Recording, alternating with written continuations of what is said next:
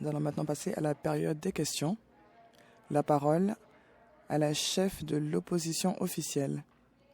Merci, Madame la Présidente. Je demande le consentement unanime pour qu'on puisse demander au gouvernement de revenir sur ces changements apportés à l'aide financière pour les étudiants. La chef de l'opposition officielle a demandé le consentement unanime pour que la Chambre exhorte au gouvernement de revenir sur les changements proposés au programme, ou plutôt au régime d'aide financière des étudiants. Convenu? Non.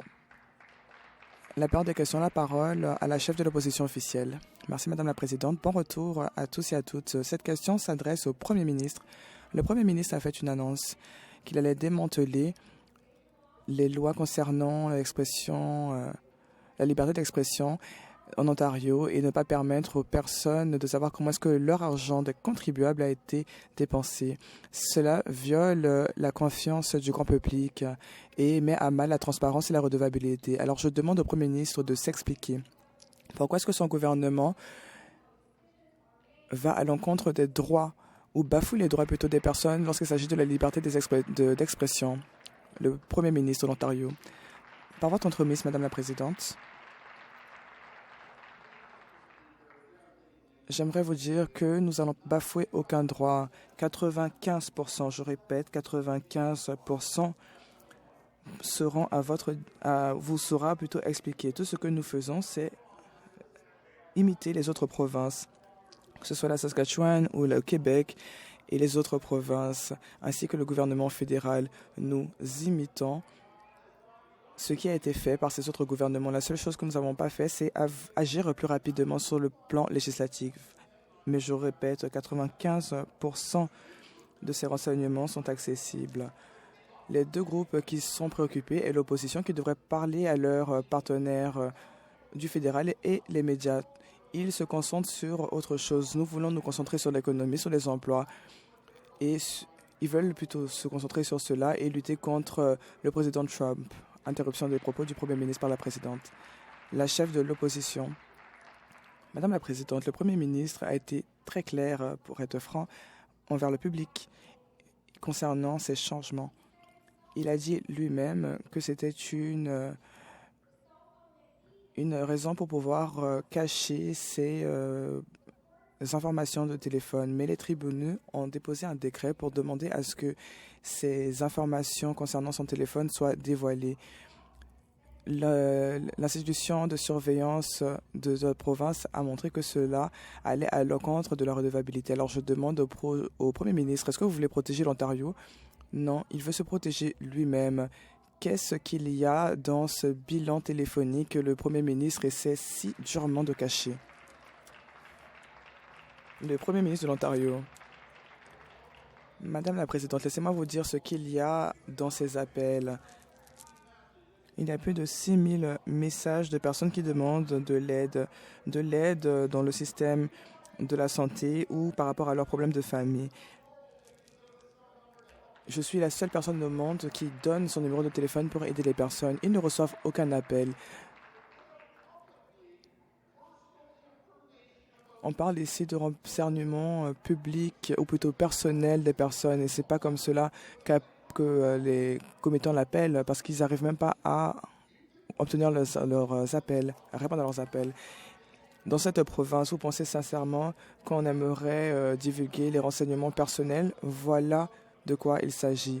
Nous voulons prendre soin des problèmes personnels de nos personnes. Vous n'avez aucun problème lorsqu'il s'agit de se soucier des problèmes personnels des personnes de notre province, mais cela m'importe. Je mets au défi chacune d'entre vous de protéger les personnes qui vous appellent.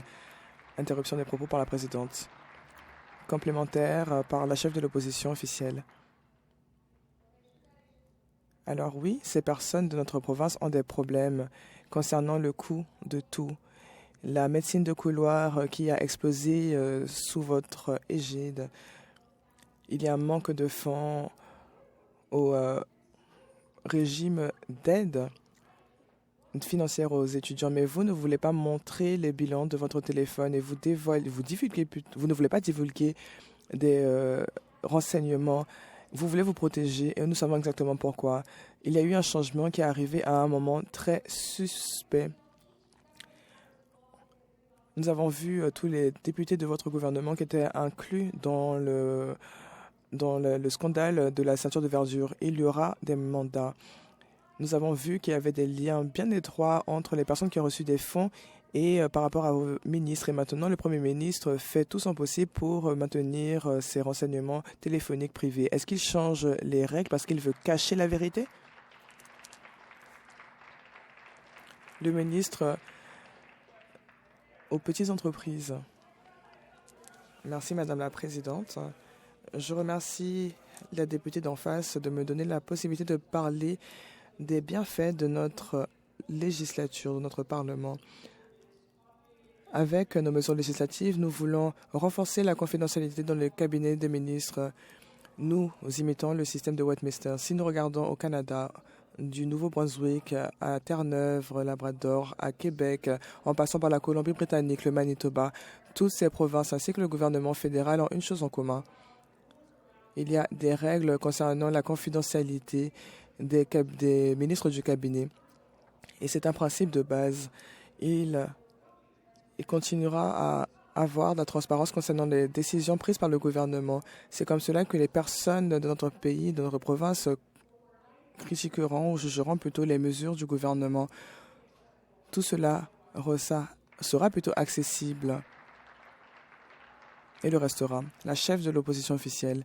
Le député d'en face sait exactement pourquoi est-ce que cette mesure de confidentialité leur permet d'être protégés par la loi. Mais je repose une question au Premier ministre et au nom de tous les jeunes de cette province.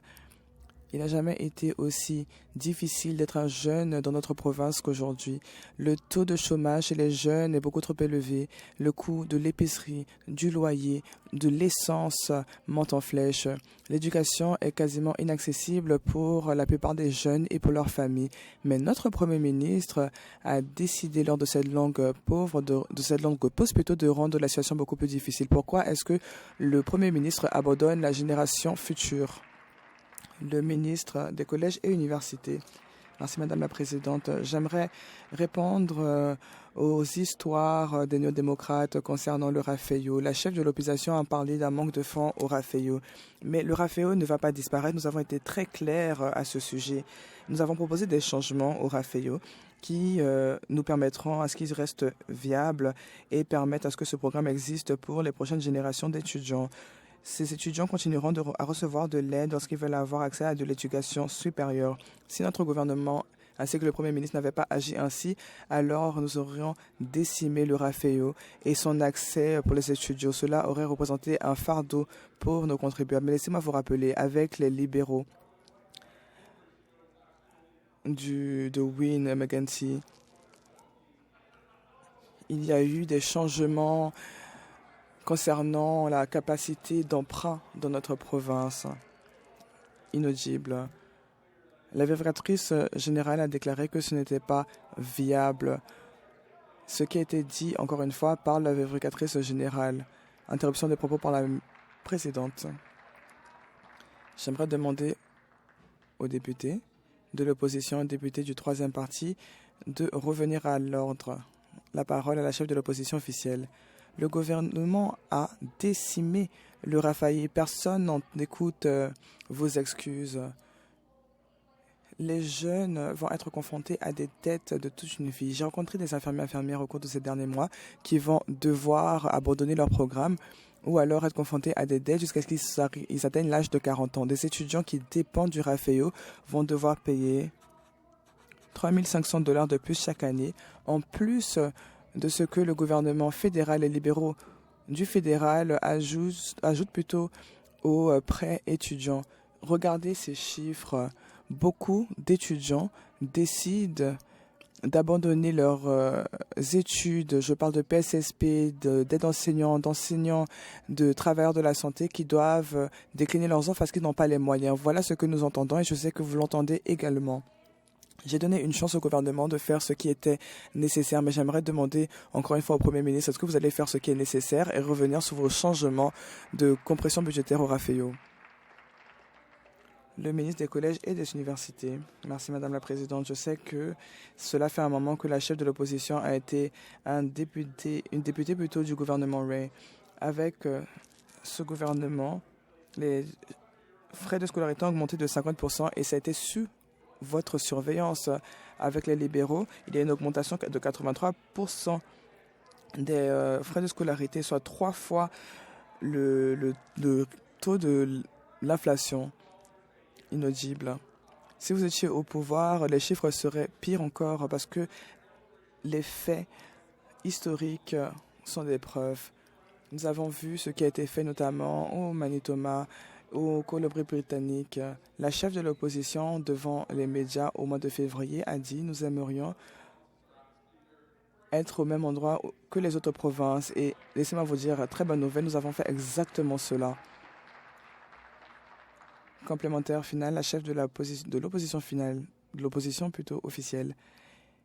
Madame la Présidente, il y a un an, le gouvernement a envoyé un message aux jeunes et aux familles de l'Ontario. Et laissez-moi vous dire que c'est une nouvelle dévastatrice, je vous dis. Nous avons rencontré des personnes, des centaines de milliers de personnes, et ces personnes étaient claires et n'ont pas les moyens de soutenir ce gouvernement. Et pour être clair, avec ce que le ministre dit, ces personnes sont seules, abandonnées. Il y a des personnes qui travaillent beaucoup plus dur qu'avant, juste pour joindre les deux bouts. Et vous allez tout simplement détruire l'avenir de ces générations. Parce que le Premier ministre punit ces jeunes plutôt que d'investir dans leur avenir. Et j'espère qu'il aura le cran de se lever et de répondre à cette question.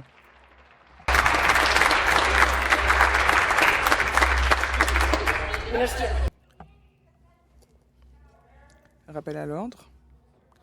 Le ministre des collèges et des universités. Merci, Madame la Présidente. J'aimerais émettre un rappel à la chef de l'opposition. C'est notre gouvernement qui a gelé et réduit les frais de scolarité dans une période d'inflation élevée. Nous permettant aux élèves d'économiser des milliers de dollars chaque année grâce à nos mesures.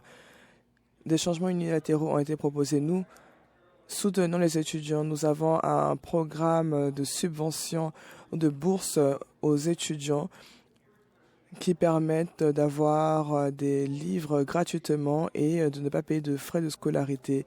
Nous avons, au mois de janvier, pu voir une nouvelle promotion d'étudiants rentrés dans des programmes d'études. Nous investissons dans nos communautés, dans leur avenir, et notre gouvernement soutiendra toujours ces investissements de manière responsable pour les contribuables qui travaillent dur. Question. Le chef du troisième parti.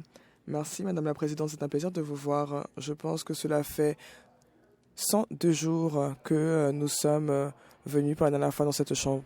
Mais il y a eu des investissements de 10 millions de dollars à un propriétaire d'un club de danseuses exotiques. Ce genre d'investissement n'aura pas lieu. Personne ne va oublier ce Premier ministre et les antécédents de ce gouvernement, surtout ceux qui sont touchés. Plus il restera à ce poste, plus les choses se sentiront mauvaises. Nous voyons les décisions rétroactives qu'ils ont prises. Il semblerait qu'il y ait quelque chose de vraiment atroce dans son téléphone après 8 ans. Est-ce que le Premier ministre pense qu'il peut se cacher de tous ses antécédents? Le ministre de l'approvisionnement des petites entreprises. Je remercie la députée, ou plutôt les députés pour sa question. Cela me permet de dire ce que nous faisons ici avec nos mesures législatives plutôt. Nous allons remplacer des mesures qui sont beaucoup trop obsolètes, qui datent du gouvernement de Bob Rae. C'était ce qui existait avant les taxes, avant l'informatique nuagique et bien avant toutes ces technologies. Alors ce que nous voulons faire vise la cybersécurité. Nous voulons mettre à niveau nos mesures. Nous voulons renforcer la confidentialité dans les ministres du cabinet. Deuxième chose, nous voulons moderniser le cadre de la protection des renseignements personnels et nous voulons renforcer la cybersécurité en renforçant les protections pour les enfants. Nous avons un réseau en Ontario qui est désuète. Nous allons proposer des mesures et des règles ou des règlements plutôt qui permettront d'améliorer la loi concernant la confiance, concernant le secteur informatique. Nous allons prendre en compte des mesures qui comptent le secteur de l'éducation, de la santé. Nous sommes très enthousiastes de savoir que nous avons des mesures qui permettront de mieux protéger l'Ontario. Chef du troisième parti. Madame la Présidente, pourquoi est-ce que le Premier ministre se cache? Tout simplement parce qu'après 8 ans, la vie est pire. Les tailles de des classes plutôt, sont beaucoup plus grandes. Les soins de santé sont beaucoup plus chers. Il y a le nombre de personnes qui n'ont pas accès à un médecin de famille qui augmente. Les factures d'électricité augmentent, ainsi que le crime. Oui, les crimes. Et ce n'est pas ce que je dis. Demandez au Premier ministre, après 8 ans au pouvoir, c'est de sa faute. Alors, comment est-ce que le Premier ministre pense-t-il qu'il pourra continuer de se cacher de ce registre téléphonique et rendre la vie beaucoup plus difficile et moins sécuritaire pour les familles de l'Ontario? La parole au Premier ministre de l'Ontario. Madame la Présidente, c'est très ironique d'entendre cela d'un député libéral qui a détruit notre province pendant 15 ans. Ils ont fait fuir des centaines de milliers d'emplois de notre province et ont proposé des mesures législatives, ou plutôt les mesures législatives que nous avons proposées, ils ont été contre. Ils ont voté contre le fait de bâtir des infrastructures, la 413, la voie de contournement de Bradford qui permettrait aux personnes de se déplacer beaucoup plus rapidement. Ils ont voté contre la construction de 60 nouveaux hôpitaux dans notre province. Ils ont dit non à ces mesures. Ils ont voté bien évidemment contre nos mesures concernant notre aéroport et qui permettraient de créer plusieurs emplois. Ils ont voté contre notre programme nucléaire qui permettrait de créer 150 000 emplois. Ils ont voté contre notre stratégie pour les minéraux critiques qui permettrait de construire, ou plutôt de bâtir des centaines de milliers de nouveaux emplois. Mais nous allons continuer à offrir des possibilités d'emploi aux personnes de notre province pour qu'ils puissent prospérer et croître. La parole du chef du troisième parti. 8 ans, je répète, 8 ans. La vie est beaucoup plus dure avec ce gouvernement et avec ce Premier ministre. Nous sommes, ou plutôt, la population est fatiguée. Le coût de tout augmente, l'essence notamment. Et la seule chose que je vois diminuer est la cote de popularité du Premier ministre. Et je peux comprendre concrètement pourquoi. Car tout ce que vous faites, c'est parler, parler et parler. Mais à un moment donné, les personnes vont se rendre compte que vous n'arrivez pas à produire, ou plutôt à suivre les gestes à la parole. Nous voyons ces antécédents et ils rendent la vie beaucoup plus dure pour les personnes et les familles de l'Ontario depuis déjà 8 ans. Au député d'en face, écoutez, il a parlé d'essence. Il a voté contre une réduction de 10,7 cents le litre. Imaginez s'il avait été au pouvoir, qu'on avait rajouté ces 10,7 cents sur chaque litre d'essence payé par le contribuable. Nous avons réduit les tracasseries administratives des entrepreneurs qui représentent plus de 12 milliards par année.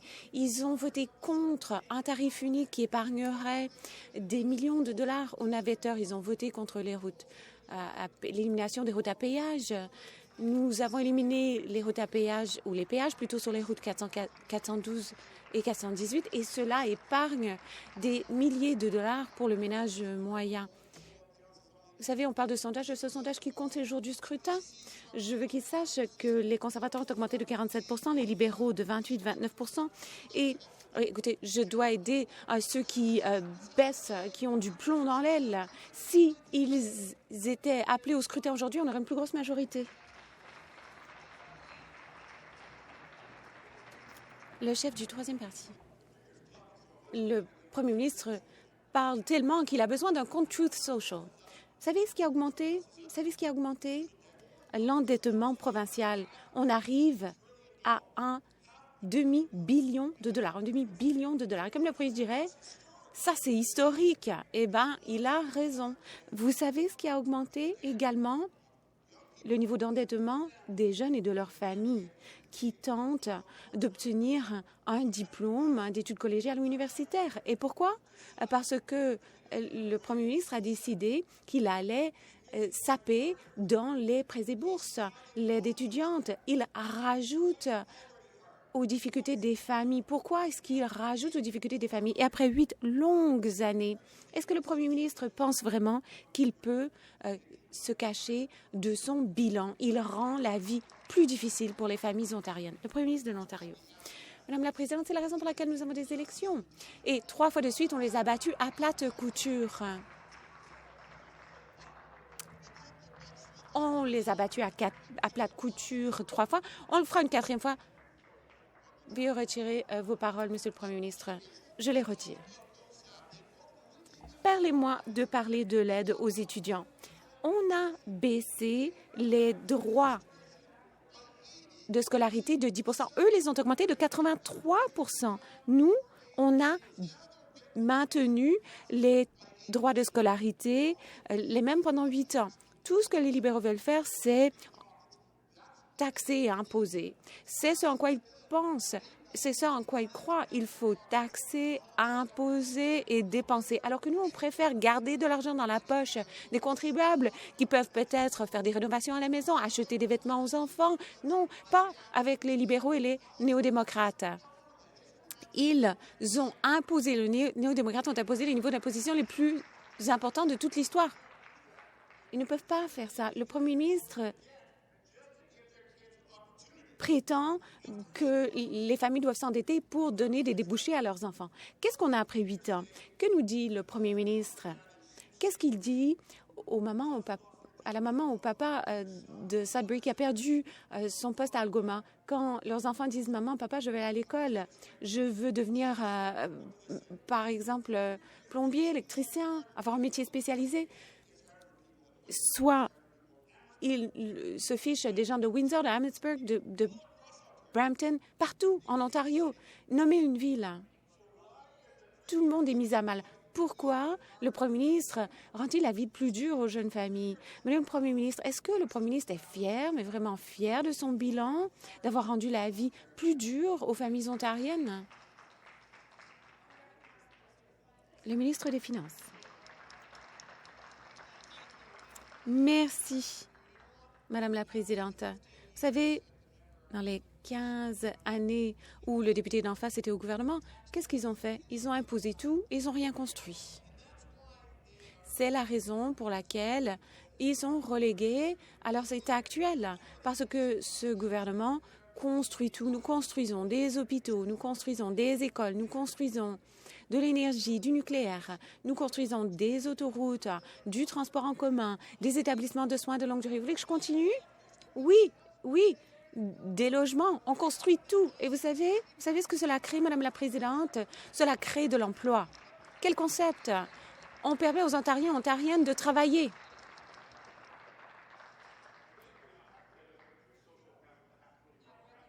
Je donne la parole au chef du 3e parti. Merci, Madame la Présidente. Il y a beaucoup de gens qui manifestent ici, devant l'Assemblée législative. Pourquoi? Parce que le Premier ministre et le ministre leur ont fait la vie dure. Les écoles ne sont plus sûres, on ne peut pas y travailler en sécurité, ni même y apprendre en sécurité. À l'ordre. Les salles de classe sont trop importantes, leur taille ne cesse d'augmenter. L'éducation spécialisée n'a plus les budgets nécessaires. Plus de plans alimentaires et également des enseignants qui manifestent. Êtes-vous fiers d'avoir rendu la vie plus dure à ces enfants et ces parents qui manifestent aujourd'hui? Le Premier ministre. Voici quelqu'un qui était responsable des soins de longue durée. Dans les 15 années où il était au pouvoir, il a construit 1600 lits. Notre ministre en a déjà créé 30 000 établissements. 30 000 établissements de soins de longue durée. Voilà le député qui a voté contre la fermeture de 600 écoles. Nous construisons 23 milliards de dollars de nouvelles écoles grâce à l'excellent ministre de l'Éducation. C'est ce que nous faisons, nous. Tout ce que vous voulez faire, comme vous l'avez fait la fois dernière, vous voulez nous endetter, des niveaux d'endettement records, vous augmentez les déficits. Nous créons des emplois. Et il y a 1 million de plus de personnes qui travaillent aujourd'hui qu'à l'époque où vous étiez au pouvoir et vous avez fait fuir 300 000 emplois de cette province. La députée de Parkdale High Park. Merci, Madame la Présidente. Madame la Présidente, aujourd'hui, dans les tribunes, nous sommes accompagnés de Chris Someo. Il devrait être ici avec son fils Max. Or, Max n'est pas ici, car Max est décédé lorsqu'il a été expulsé de l'école. Il y a 100 000 autres enfants en Ontario qui sont exclus des écoles. Et la principale raison, c'est qu'il n'y a pas suffisamment de soutien pour qu'ils restent en sûreté dans nos écoles. Les familles, les experts sonnent l'alarme depuis des années et manifestent encore aujourd'hui. Le Premier ministre pourrait-il, s'il vous plaît, dire à Chris, à sa femme Emily et leurs autres enfants ce qu'il fera pour faire en sorte qu'aucune autre famille comme celle-ci ne vive une catastrophe comme celle-là?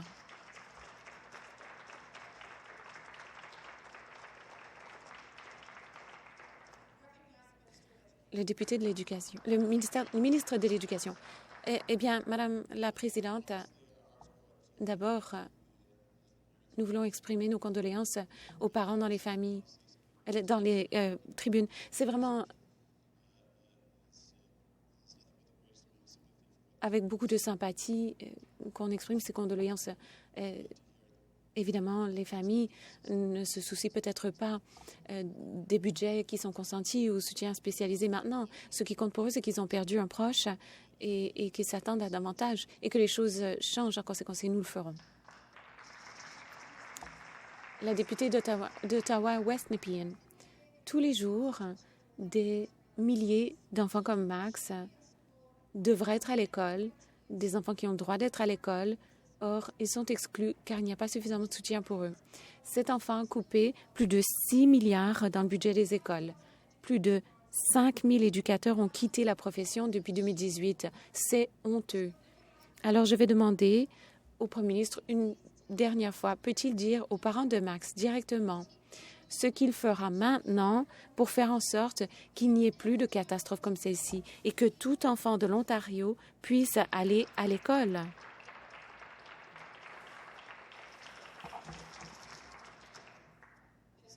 Le ministre de l'Éducation. Merci à nouveau, Madame la Présidente. Écoutez, Madame la Présidente, ma réponse ne va pas changer. La réalité, c'est que je compatis avec les parents.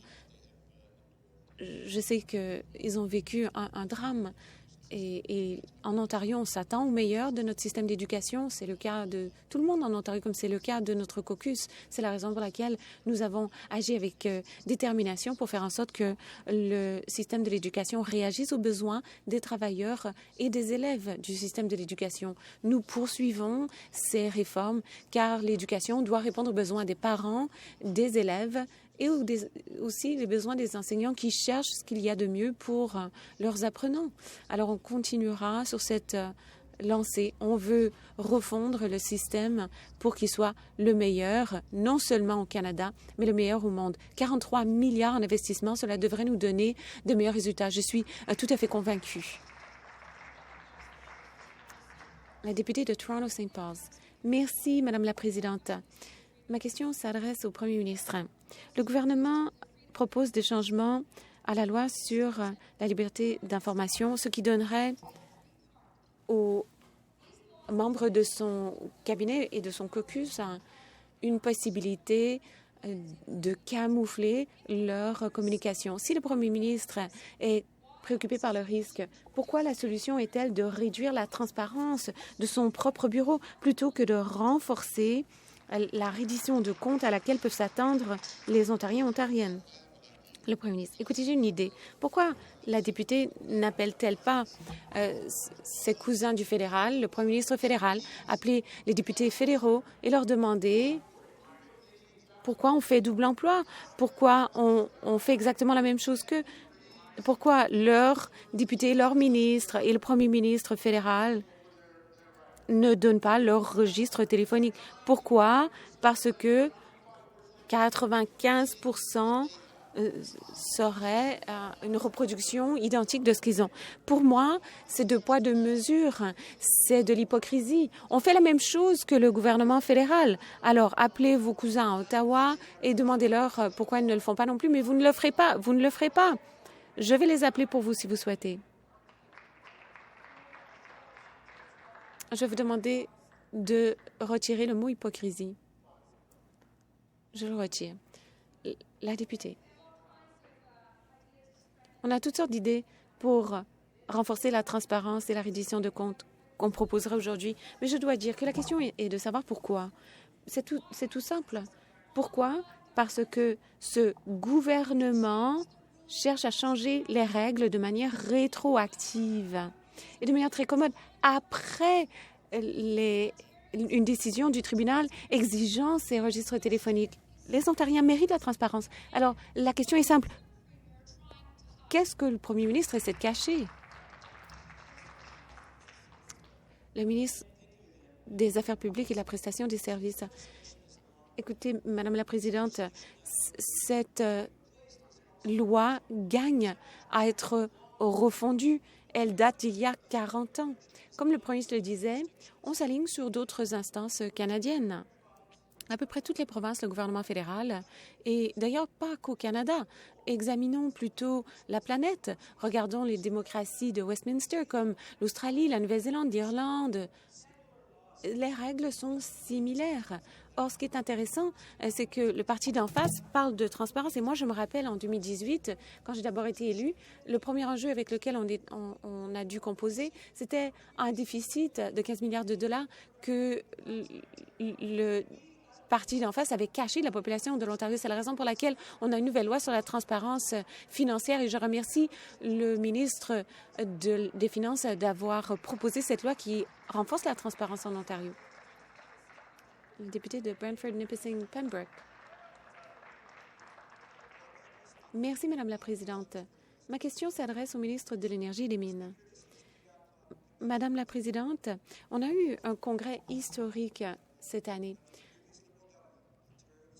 L'Ontario était tétanisé sous la gouverne libérale par des tracasseries administratives. À présent, nous avons des initiatives clés qui permettent de débloquer les minéraux critiques et qui permettent de créer un fonds d'innovation afin d'entamer des travaux d'exploration actifs. Conséquemment, l'Ontario a fait preuve de leadership dans la création de produits avec grande célérité. Le besoin en matière de minéraux critiques continue d'augmenter. Les pays de la planète cherchent des instances stables, capables de répondre à leurs attentes. Nous avons ce que cherchent ces pays. Est-ce que le Premier ministre pourrait nous expliquer comment, est-ce que le ministre pourrait nous expliquer comment nous avons entamé ces initiatives, quels sont leurs progrès? Le ministre de l'Énergie et des Mines, je souhaite remercier le député de son leadership et avant tout, je souhaite remercier les députés de ce caucus qui défendent l'utilisation éthique des ressources. Vous savez, Madame la Présidente, nous devons contester le statu quo. C'est ça le leadership. Nous avons hérité du gouvernement précédent des tracasseries qui ralentissaient les progrès. Nous étions presque les pires de l'OCDE. À présent, on a réduit les délais d'obtention de permis pour l'exploitation de mines de moitié. Nous sommes un endroit où les gens cherchent à investir. On est passé du 15e rang au 2e rang. Ce n'est pas accidentel, c'est parce qu'on a voulu rationaliser, accélérer. Le ministre du Développement économique travaille avec moi pour qu'on ait un fonds qui permet d'éliminer l'utilisation indue de nos minéraux critiques et de privilégier une utilisation éthique de ces minéraux. Le député de Renfrew-Nipissing-Pembroke. Merci au ministre pour sa réponse. Madame la Présidente, l'exploration précoce exige beaucoup de capitaux, c'est risqué et c'est de plus en plus compétitif avec des pays qui se battent pour avoir les mêmes investissements. Débloquer le potentiel de l'Ontario exigera que les produits évoluent dans le Nord. Il nous faudra de l'infrastructure, c'est-à-dire des lignes de transmission et des routes et autoroutes. Madame la Présidente, notre gouvernement cherche à accélérer la cadence. Cela signifie créer des routes qui permettront de débloquer le potentiel, entre autres, vers le cercle du feu. Madame la Présidente, est-ce que le ministre peut expliquer comment notre gouvernement encourage l'exploration et ce que nous faisons pour construire l'Ontario grâce au cercle de feu?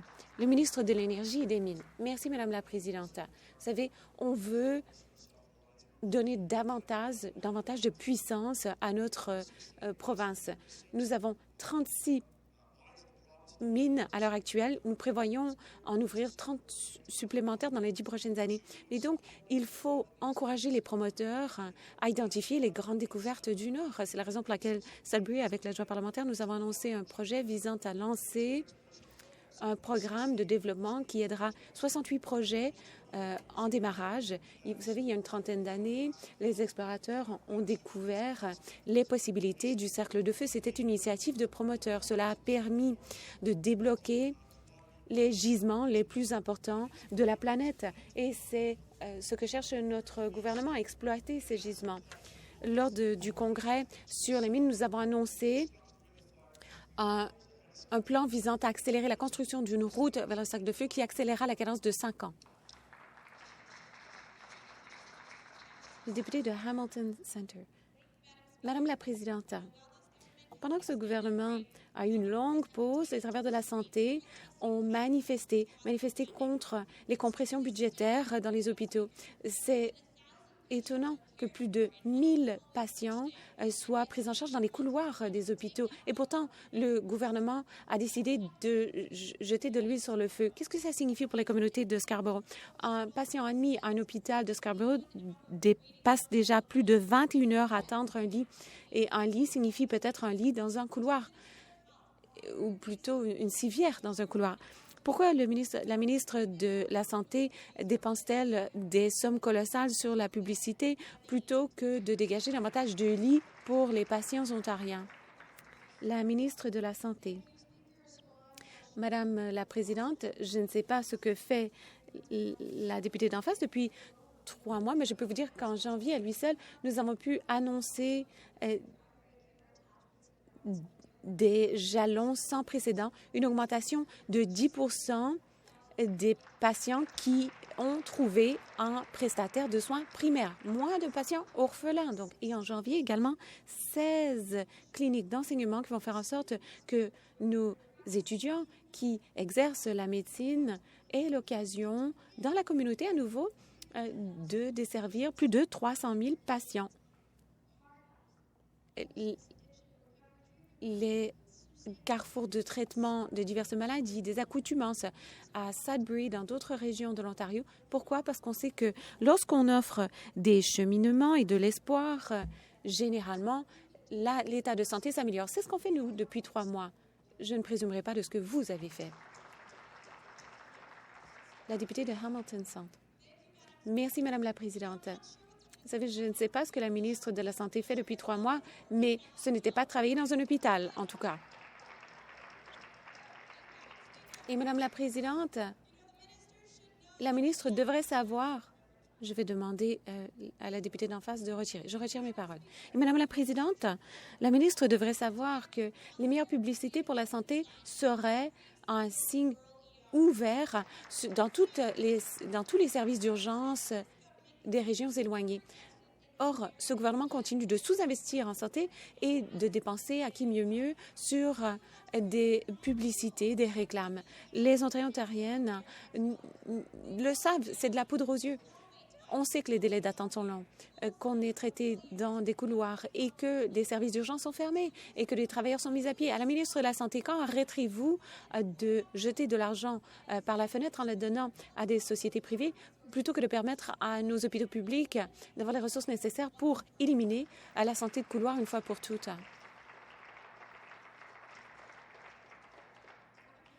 La députée de la Santé. Merci, Madame la Présidente. Je pense qu'il est important de rappeler à la députée d'en face que depuis que notre gouvernement est au pouvoir, nous avons augmenté le financement à nos partenaires hospitaliers de plus de 50%. Nous sommes un partenaire pour les agences hospitalières pour faire en sorte qu'elles aient les fonds nécessaires pour garantir qu'elles puissent embaucher du personnel de grande qualité. Vous savez, je ne vais jamais dénigrer le système de santé de la province de l'Ontario car je regarde l'hôpital Sick Kids qui vient d'être reconnu comme le premier hôpital pédiatrique du monde. Je pense au réseau universitaire de santé, deuxième meilleur sur la planète pour un hôpital public. Nous avons des services de santé de classe mondiale. Nous investissons dans les étudiants, dans les gens et dans nos hôpitaux. Et je suis fière du bilan de ce gouvernement. Question, le député de Don Valley North. Merci, Madame la Présidente. Madame la Présidente, ma question s'adresse au ministre des Enfants et des Services communautaires. Par l'entremise des mesures prises par ce gouvernement, une chose est claire, c'est-à-dire que soutenir les enfants avec des besoins spéciaux et l'autisme n'est très clairement pas une priorité. Plutôt, le gouvernement a choisi un programme politisé où des dizaines de milliers d'enfants autistes attendent des services cliniques fondamentaux. Par votre truchement, Madame la Présidente, est-ce que la ministre est prête à appuyer les manifestants à l'extérieur de l'Assemblée ou va-t-il s'asseoir sur ses lauriers et ne rien faire? Le ministre des Enfants, des communautés et des services sociaux. Merci, Madame la Présidente. Merci au député d'en face pour la question. Je ne sais pas pourquoi il pense qu'on est assis sur nos lauriers. Le caucus qui est devant vous décrit la situation actuelle et défend les enfants et leurs parents. C'est ce qu'il faut. Vous savez, il faut écouter les familles parce que lorsque nous avons créé ce gouvernement, un total de 8 000 familles de cette province recevaient des soutiens et services sous la gouverne du gouvernement précédent.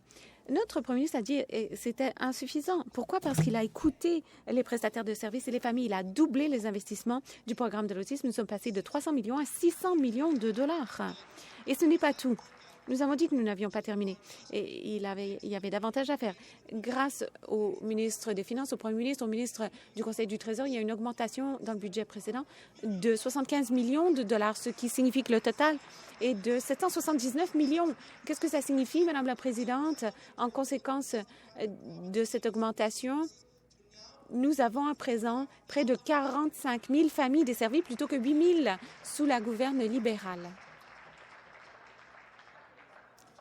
Le député de Don Valley North. Madame la Présidente, le ministre prétend qu'il écoute. S'il écoute les manifestants qui sont à l'extérieur de l'Assemblée, il entendra la vérité. Madame la Présidente, ce que nous voyons ici n'est pas accidentel. Il s'agit d'un choix politique. Les conservateurs ont fait des promesses aux familles qui ont des enfants atteints d'autisme et ces promesses, elles n'ont pas été tenues.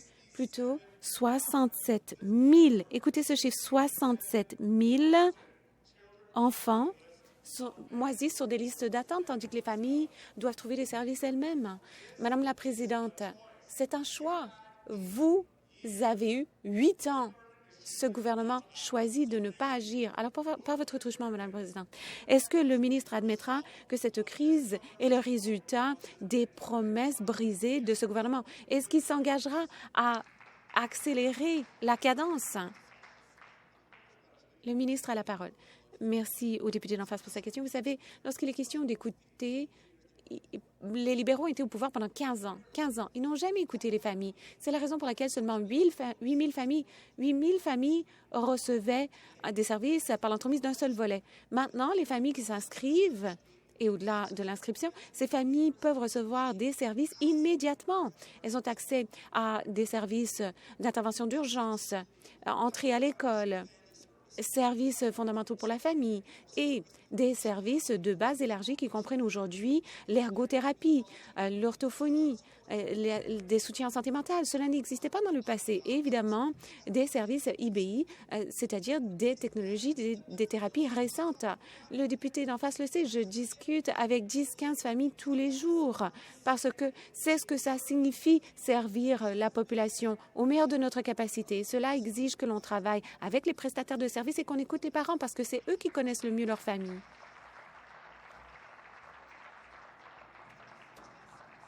Le député d'Essex. Merci, Madame la Présidente.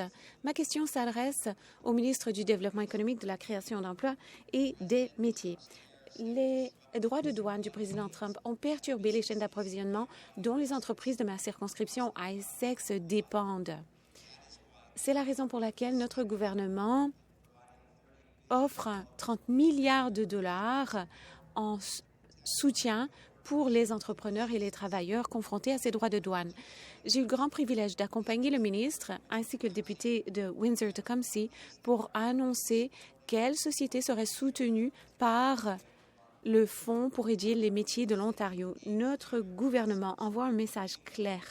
Nous ne renoncerons pas devant ces droits de douane qui sont imposés par les États-Unis. Madame la Présidente, le ministre peut-il dire à cette Chambre comment ce fonds protège les emplois et aide les entreprises ontariennes en cette période d'incertitude économique planétaire? Le député du Développement économique. Merci, Madame la Présidente. Les 150 millions de dollars dans ce fonds pour les métiers spécialisés aident les entreprises qui sont directement touchées par les droits de douane. Cela signifie que les entreprises peuvent rapatrier la production ici au Canada et trouver de nouveaux marchés partout dans le monde. Nous avons annoncé un projet récent avec les députés de Essex et Windsor-Tecumseh. 8 entreprises de la région de Windsor ont investi 44 millions de dollars et ont créé 65 nouveaux emplois.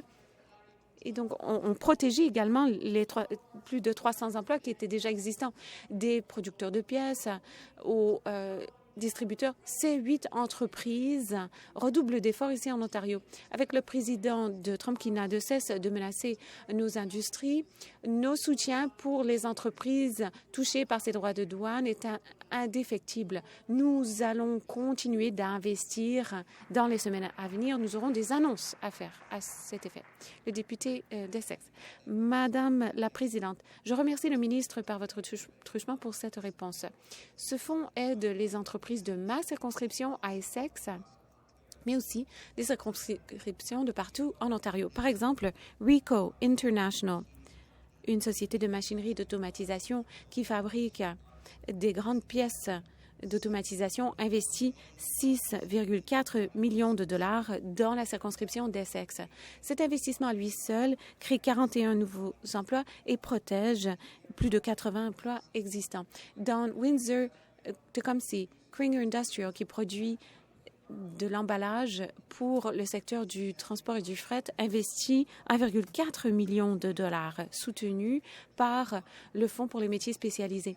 Les entreprises d'Essex et de toute la province, d'ailleurs, renforcent la capacité intérieure et réduisent notre dépendance par rapport aux intrants étrangers, tout en faisant fond des possibilités ici, chez nous. Madame la Présidente, est-ce que le député peut expliquer au député d'en face pourquoi le Fonds pour les métiers spécialisés est essentiel pour l'économie de l'Ontario? Le ministre du Développement économique et du Commerce. Eh bien, Madame la Présidente, à ce jour, ce fonds a soutenu 23 entreprises et ces 23 entreprises ont investi 267 millions de dollars de leurs capitaux. Elles ont protégé et créé 208 084 emplois. Nous travaillons très fort pour offrir des soutiens très concrets aux travailleurs touchés par les droits de douane, de sorte qu'ils puissent sortir de cette crise plus fort que jamais. Nous réduisons notre dépendance par rapport aux biens et services américains tous les jours. Les entreprises rapatrient la production ici en Ontario. Ce sont des choses qui nous échappaient dans le passé. Les entreprises diversifient notre économie, s'en trouvent plus résiliente pour qu'on résiste à la crise actuelle. Cela signifie que nous les aidons à créer une nouvelle clientèle en Europe, en Asie et à l'échelle du Canada. Député de la baie James. Hier, quand j'ai voulu prendre l'avion depuis Timmins, il y avait 2 collisions sur la 401. En 2024, l'autoroute 11 a dû fermer plus d'une centaine de fois. Est-ce que le ministre peut nous dire combien de fois l'autoroute numéro 11 a dû fermer en 2025? Réponse du ministre des Transports. Merci.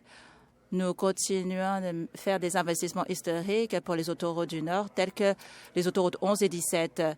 D'ailleurs, ce député a voté contre ces investissements.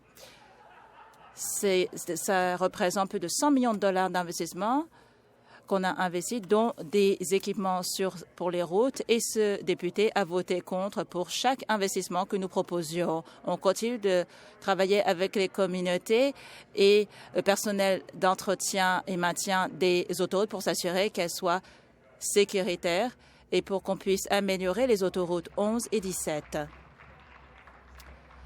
Député d'Abbey James.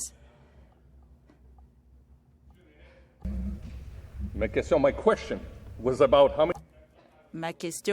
portait sur le nombre de fois la route 11 a fermé en 2025. Et vous parlez du fait qu'on n'a pas appuyé vos projets de loi. Nous, on vote pour les projets de loi qui font en sorte que les autoroutes restent ouvertes.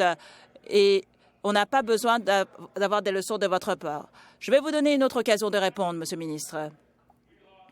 Malheureusement, on a perdu beaucoup de gens sur nos autoroutes. Est-ce que le ministre peut nous dire combien de personnes ont perdu la vie sur l'autoroute 11 cette année?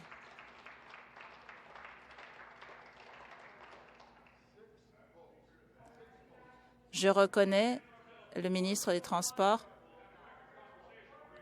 Rappel à l'ordre. Je m'excuse. Rappel à l'ordre. À l'ordre. Je reconnais le ministre des Transports. Rappel à l'ordre.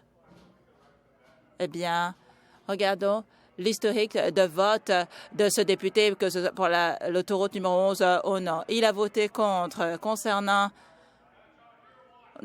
on a ajouté plusieurs dizaines de centaines d'agents pour ces autoroutes. Ce député a eu l'occasion d'investir davantage dans la sécurité des autoroutes et faire ça qu'il y ait plus de personnel. Et pourtant, ce député a voté contre à chaque fois. Ce député a eu l'occasion de voter pour l'augmentation du financement de l'entretien hivernal. Il a voté contre. Il a également eu l'occasion d'appuyer l'extension de l'autoroute numéro 11. Les études et rapports étaient là pour appuyer le tout, mais ce député a voté contre à chaque fois. Donc, nous, on va continuer d'investir dans le Nord. On va continuer de bâtir la route 11, l'autoroute 17, et j'espère que ce député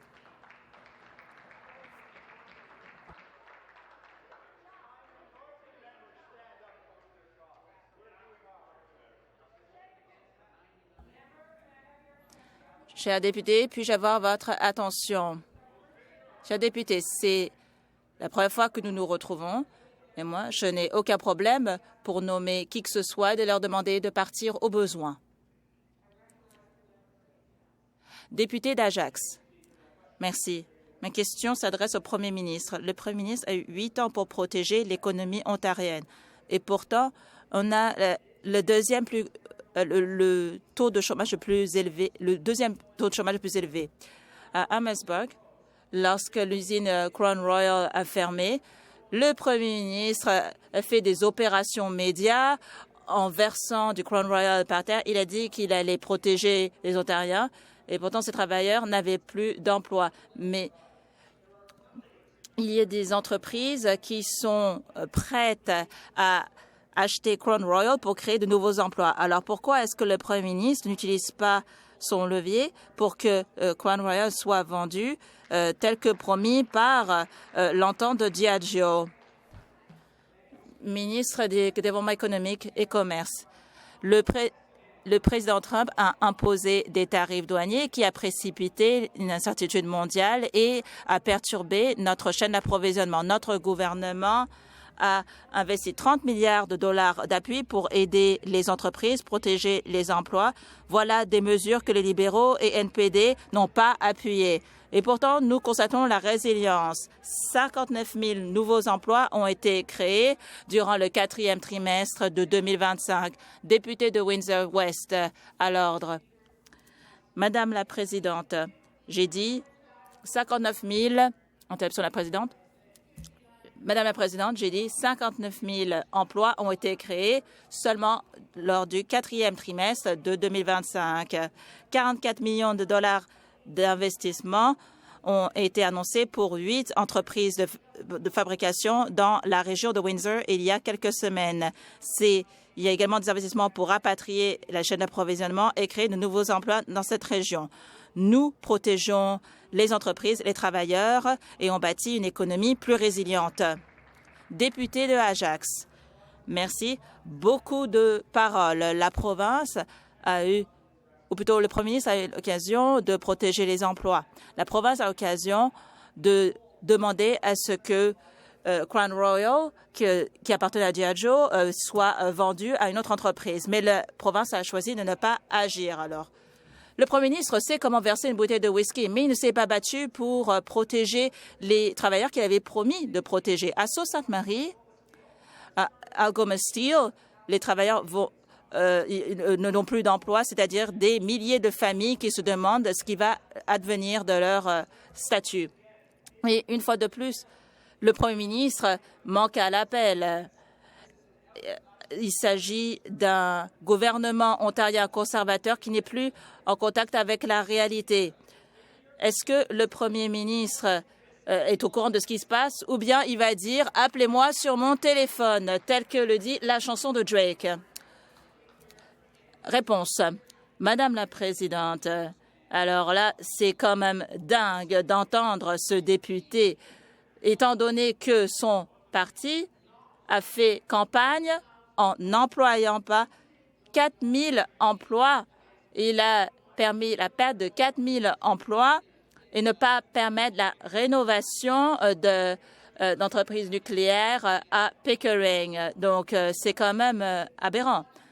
Entre-temps, nous, on a créé 1 million d'emplois depuis qu'on a été élus et on fait tout pour protéger et bâtir cette province. On donne de l'appui immédiat pour aider les entreprises. C'est pourquoi on peut attirer Sandvik à Sudbury, Massey, 85 millions de dollars à Brantford. Notre objectif a été clair dès le début, davantage d'investissements, davantage d'emplois, davantage de gains pour les travailleurs et travailleuses de l'Ontario.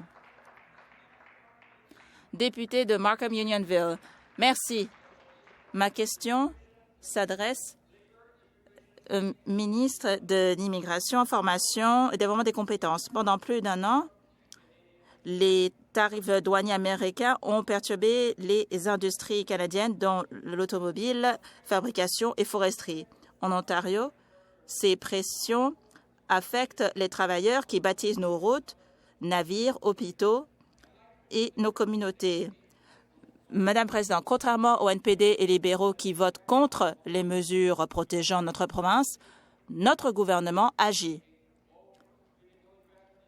On a investi dans des secteurs critiques, dont un engagement de 220 milliards de dollars pour protéger les travailleurs de l'Ontario. Est-ce que le ministre peut dire en Chambre comment le gouvernement continue d'appuyer les travailleurs et continue à protéger les industries essentielles qui ont été fortement affectées par les tarifs douaniers américains? Député de Mississauga, Erin Mills. Merci. Merci, Madame la Présidente, et je remercie le député pour sa question.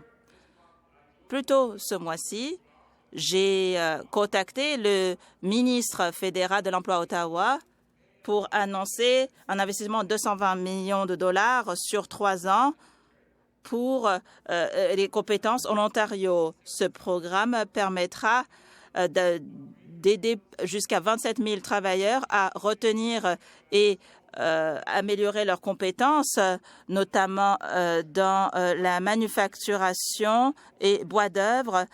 Et c'est-à-dire que les travailleurs d'acier à Sault-Sainte-Marie peuvent obtenir des certifications afin de s'adapter aux nouvelles technologies, ou les travailleurs de Oakville peuvent améliorer leurs compétences pour suivre le chemin de l'innovation et rester compétitif. Le programme pour les compétences avancées, conclu avec le fédéral, est maintenant ouvert afin que les chercheurs d'emploi et les travailleurs peuvent en apprendre plus en contactant le ministère. Nous sommes prêts à faire en sorte que l'Ontario reste compétitive, résiliente maintenant et à l'avenir. Député de Markham-Unionville, merci.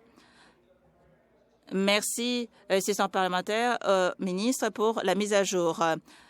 Alors qu'on continue à faire face à l'incertitude économique créée par les pressions des tarifs douaniers, de nombreux travailleurs et travailleuses de l'Ontario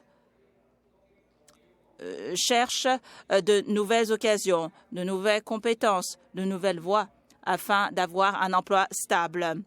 Ces travailleurs sont dans nos communautés et méritent des formations de haute qualité, appui dans des carrières et ressources pour les aider à se remettre sur pied rapidement et avec confiance. Notre gouvernement a été clair.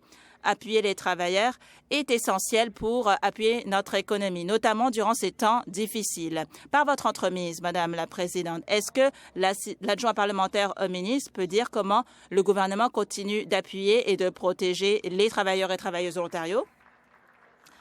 Député de Mississauga, Erin Mills. Merci. Et je remercie le député pour sa question importante. Les compétences avancées en Ontario, c'est l'un des nombreux outils utilisés pour protéger et appuyer les travailleurs et travailleuses de l'Ontario. On a lancé des investissements majeurs pour nous assurer que les travailleurs affectés puissent avoir accès à de l'aide rapidement et obtenir un autre emploi. Appuyer des milliers de personnes dans des communautés partout dans la province. On offre de nouveaux emplois avec de nouveaux financements pour que les travailleurs puissent avoir de bons emplois. Et on a également marqué l'histoire en adoptant la loi, le premier congé pour les employés qui ont été affectés par des licenciements massifs.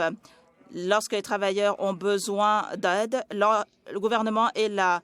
On veut s'assurer qu'ils obtiennent le service dont ils ont besoin pour pouvoir se remettre sur pied et pour pouvoir retrouver du travail le plus rapidement possible. Leader du gouvernement en Chambre, merci. Madame la Présidente, si vous le voulez, vous trouverez le consentement unanime pour proposer la motion sans préavis pour arranger le débat sur les estimations. Le leader du gouvernement en Chambre cherche le consentement unanime de la Chambre pour proposer une motion sans préavis pour l'arrangement du débat sur les estimations. Sommes d'accord? Oui. Alors, je propose que sans règle, l'ordre pour les estimations des bureaux et ministères variés tels que représentés par les règles 9 à 38 du gouvernement soient appelés concurrentes et lorsque ces ordres sont appelés, alors ils seront considérés dans un débat unique. Le leader du gouvernement de la Chambre propose que, sans règle, l'ordre des estimations pour les bureaux et ministères variés, que représentés par les ordres 9 à 38 du gouvernement, soient appelés de manière simultanée et que ces ordres, lorsqu'ils seront appelés, seront considérés dans un débat unique. Plaît-il à la Chambre que la motion soit acceptée? Acceptée. Il n'y a pas d'autre affaire. Alors, cette Chambre est en pause jusqu'à 13 heures.